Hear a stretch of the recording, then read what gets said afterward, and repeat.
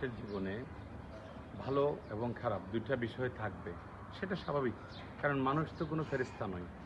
মানুষ অবশ্যই মানবীয় আচরণের মধ্যে তার ভালো দিক আছে, খারাপ দিক আছে। ভালো দিকের জন্য আপনি তাকে অ্যাপ্রিসিয়েট করেন।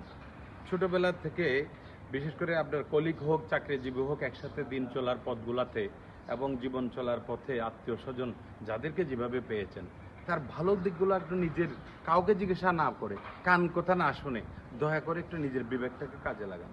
সেই বিবেক যদি আপনাকে সাড়া দেয়, সেই মানুষটা 60% 70% মার্ক ক্যারি করে, তাহলে আপনি কি তাকে খারাপ বলতে পারেন? তার আলোচনা থাকবে, সমালোচনা থাকবে। সমালোচনাগুলোকে আপনি তার সাথে কথা বলে, সে যদি আপনার শুভাকাঙ্ক্ষী হয়ে প্রিয় মানুষ হয়, তাকে একটু সতর্ক করতে পারেন। বলো যে এই জিনিসটা তোমার সংশোধন দরকার, কিন্তু আপনি তার ক্ষতি চাইবেন। এমন সমাজে অনেক মানুষ রয়েছে যারা ভালোর চাইতে খারাপটা নিয়ে বেশি কান ঘষাঘষি করে এবং অপরকে কথা লাগানোর চেষ্টা করে। আমরা সবাই প্লিজ এই কাজটা থেকে বিরত থাকবো। পারবো না ইনশাল্লাহ?